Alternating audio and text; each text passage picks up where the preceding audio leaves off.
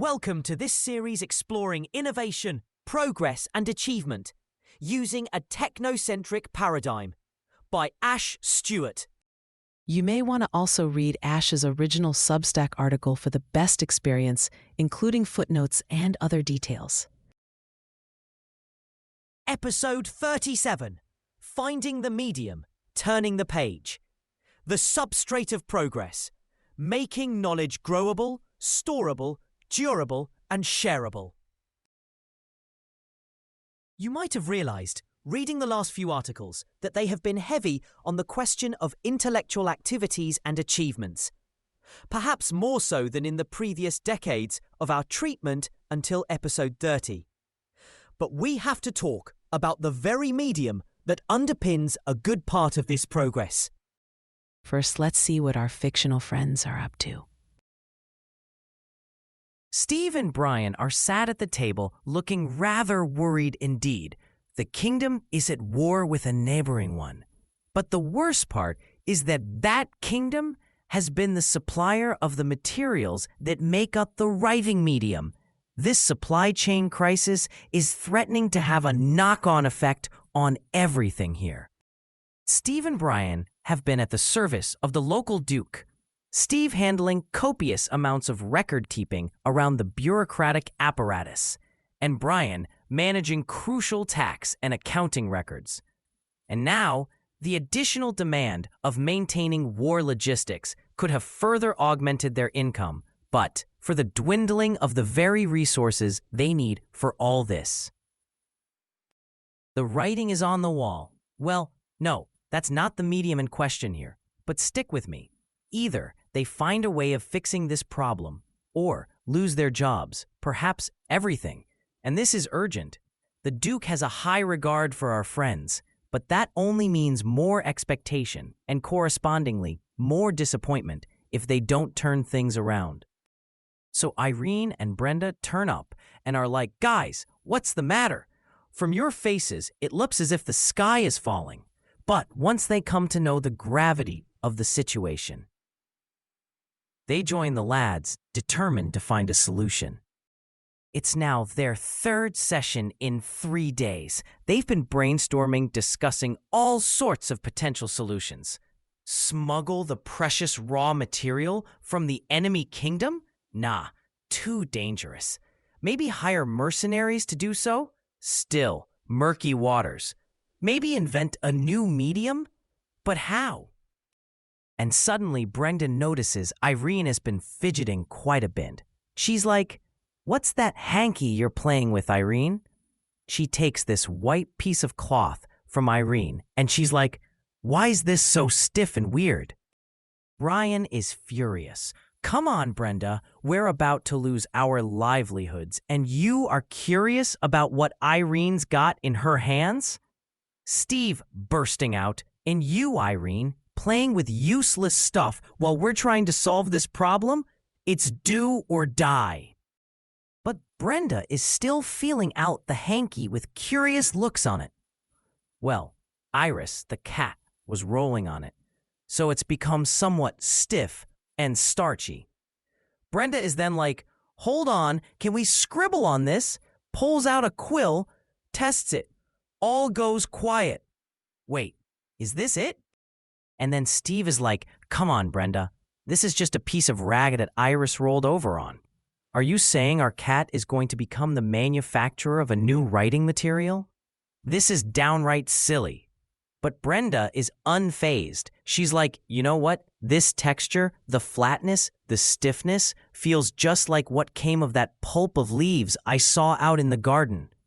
Brian is like, "The leaves that were soaking in the puddle? Nonsense.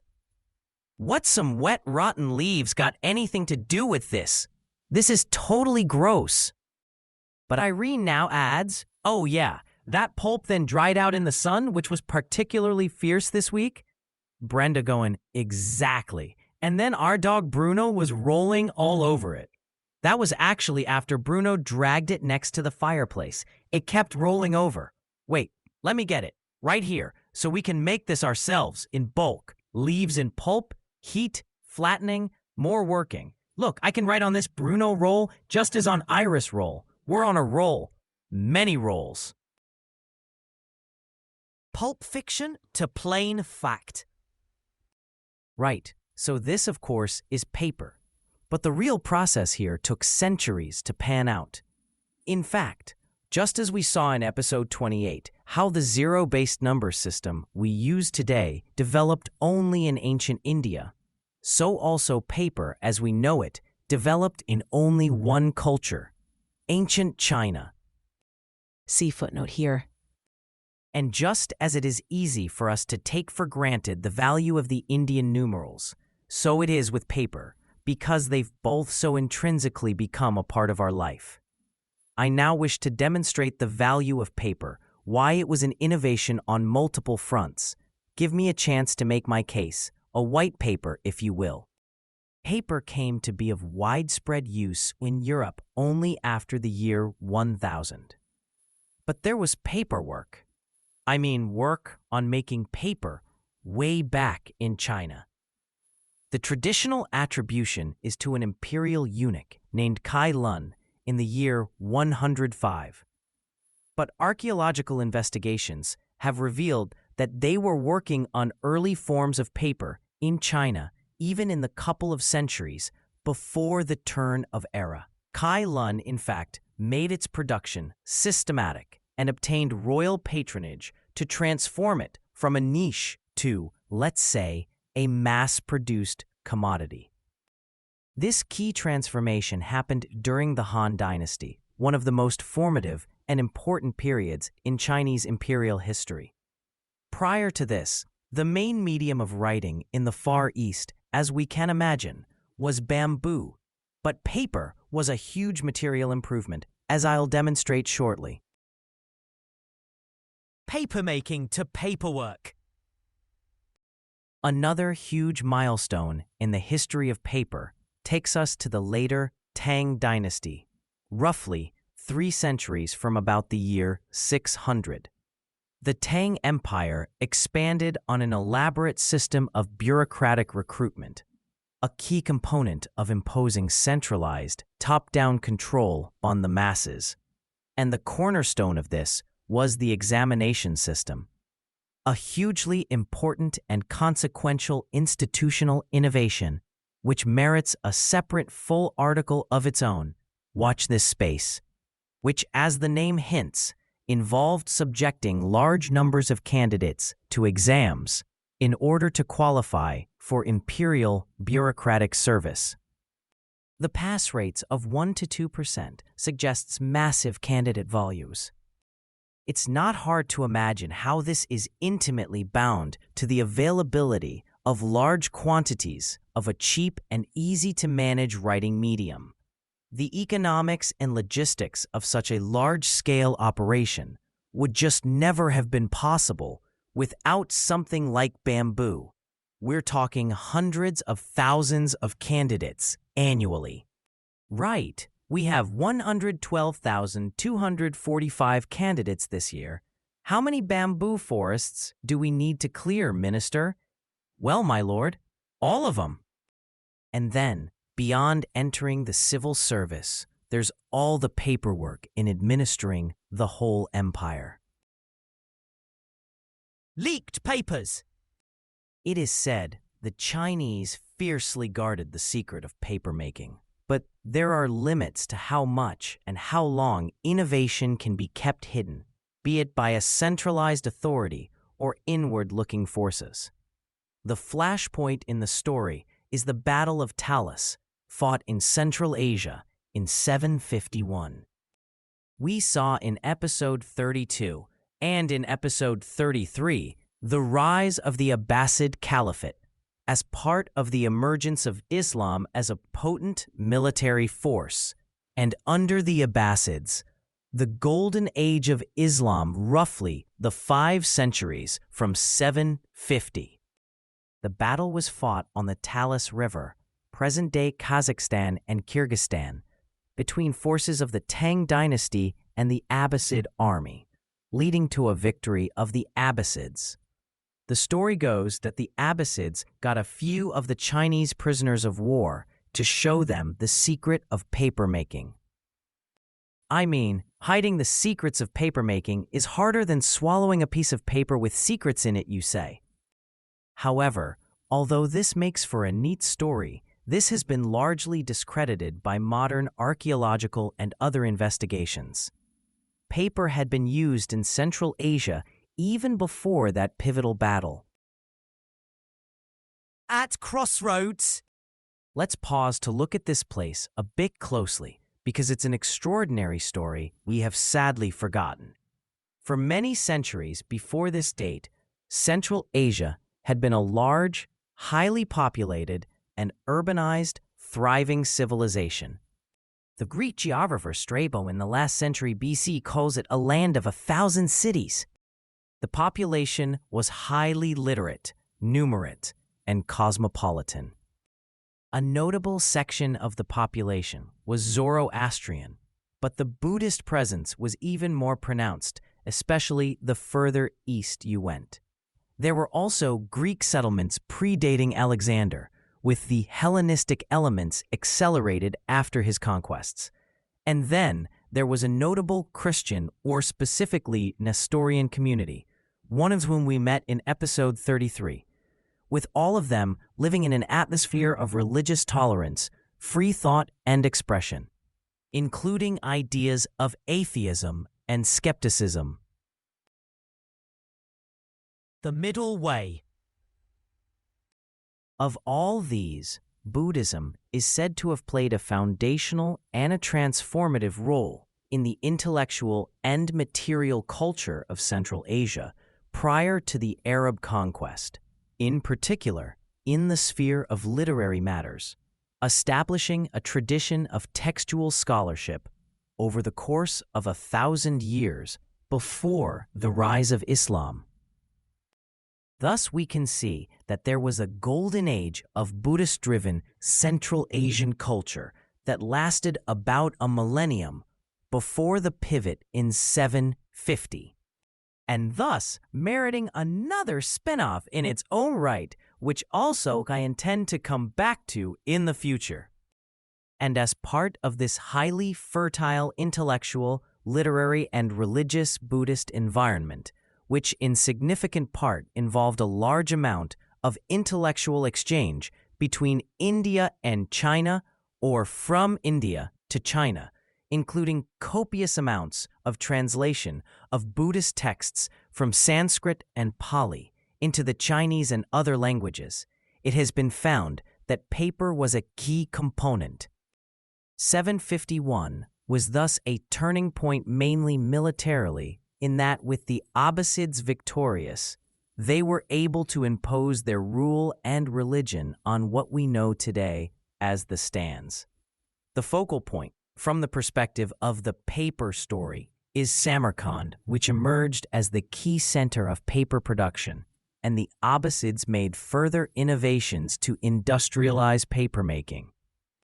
And it was this, in fact, that enabled the Islamic Golden Age, which I've already covered in depth in episode 33, and how from there, on the fine medium of crisp paper, all their knowledge moved to Latin Europe via Muslim Spain, which also I've detailed in episode 33b.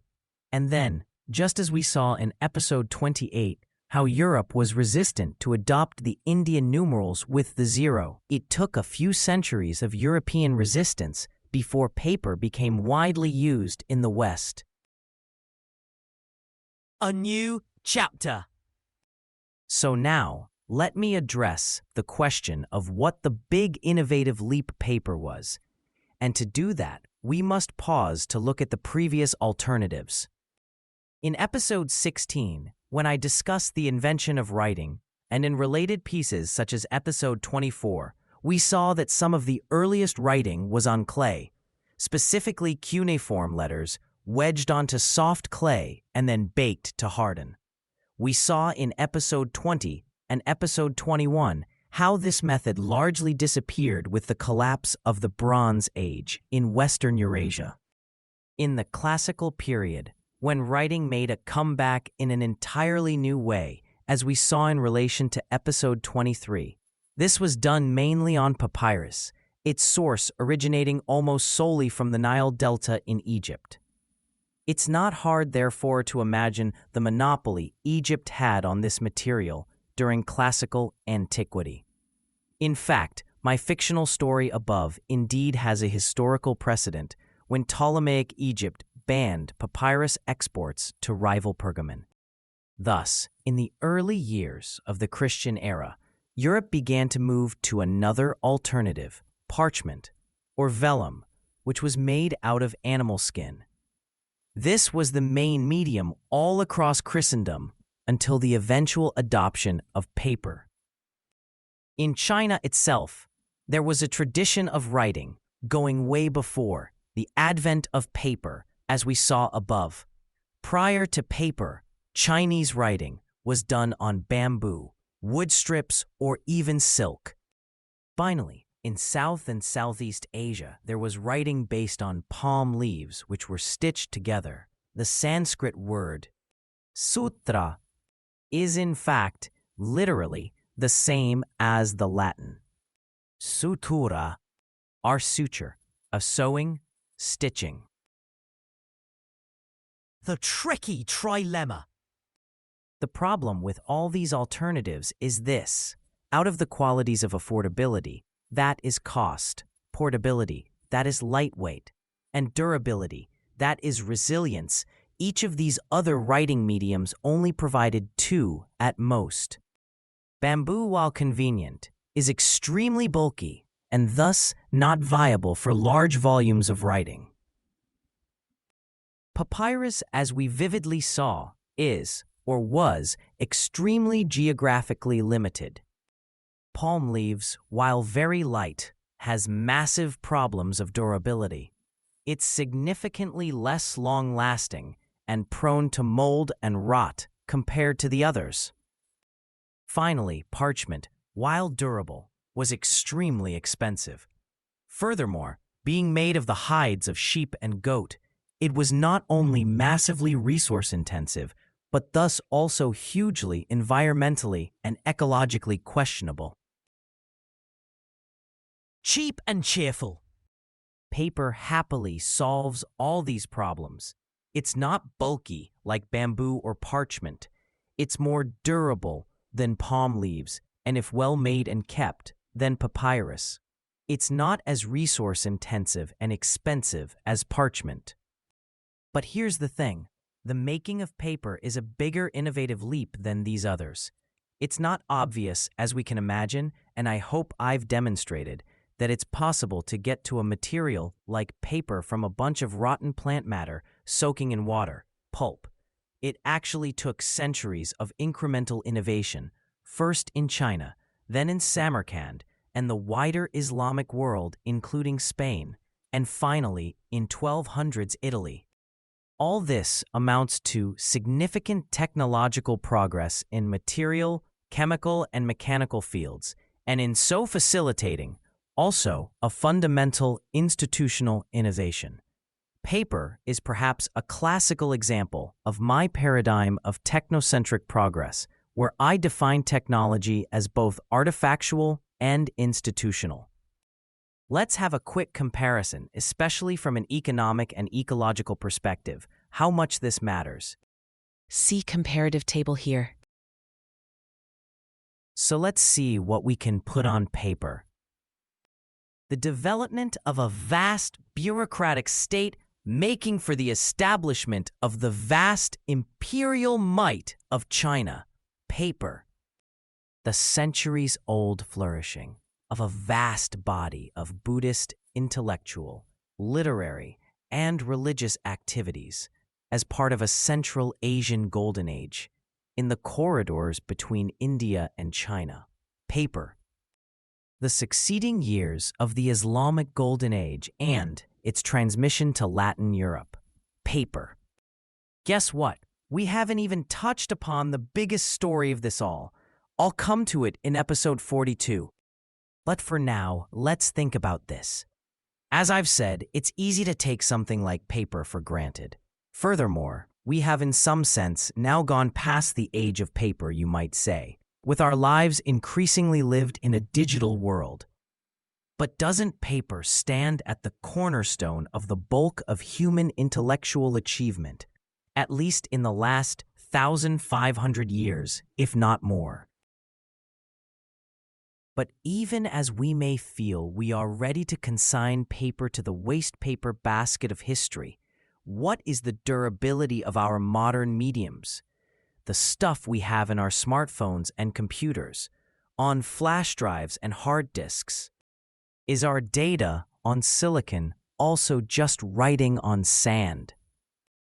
Is our digital medium our strength as much as our greatest weakness?